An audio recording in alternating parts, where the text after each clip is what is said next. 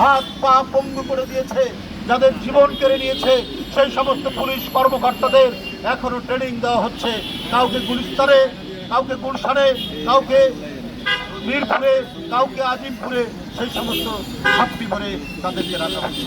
জীবন বিলাস এই রোগ, শত শত মানুষ আজ বহু বছর ধরে তারা মারা যাচ্ছে।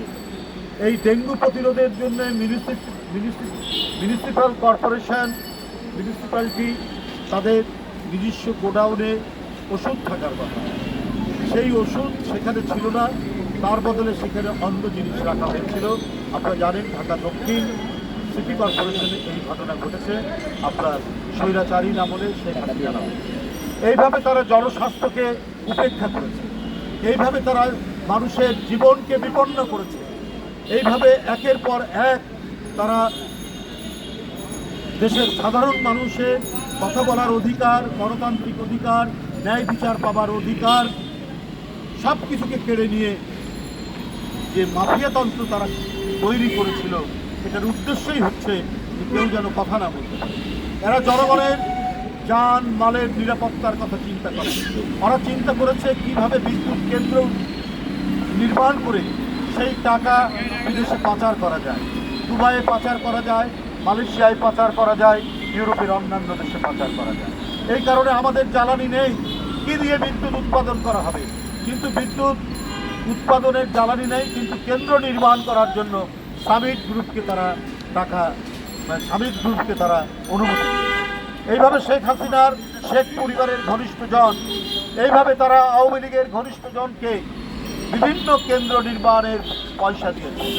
এরা মেট্রো রেল এবং বিভিন্ন ধরনের উন্নয়নের নামে জনগণের টাকা বিদেশে পাচার করেছে।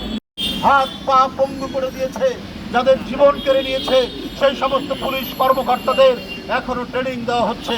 কাউকে গুলিস্তানে, কাউকে গুলশানে, কাউকে মিরপুরে, কাউকে আজিমপুরে, সেই সমস্ত ছাত্রী ভরে তাদেরকে রাখা হচ্ছে।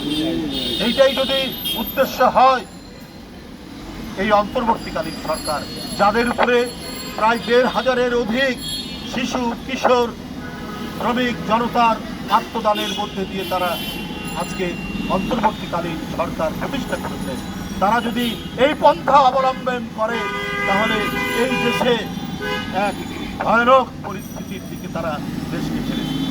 এই দেশের মানুষের যান মালের নিরাপত্তাকে একবারই তারা অনিশ্চিত করে ফেলছে। এইটা কখনোই হতে পারে না। আমরা বিভিন্নভাবে দেখছি, নানা কায়দায় এই সরকার তাদেরকে পুনর্বাসন করছে। আমি কালকেও বলেছি, আজকেও বলি, একজন রাষ্ট্রদূত কাতারে ছিলেন, তিনি রিনিউ করতেন না, নবায়ন করতেন না। তিনি খবর নিতেন যে এই লোকগুলো, কারণ মধ্যপ্রাচ্যে যারা থাকেন তারা অধিকাংশই বিএনপির সমর্থক, তাদেরকে তিনি নানাভাবে হয়রানি করেছেন, তাদের নবায়ন করতো না, যাতে কাতার সরকার তাদেরকে জোর করে পাঠিয়ে দেয়। সেই লোককে পররাষ্ট্র মন্ত্রণালয়ের সচিব করা হয়েছে। ইউনূস সাহেব, তাকে তো এই বিষয়গুলি দেখতে হবে।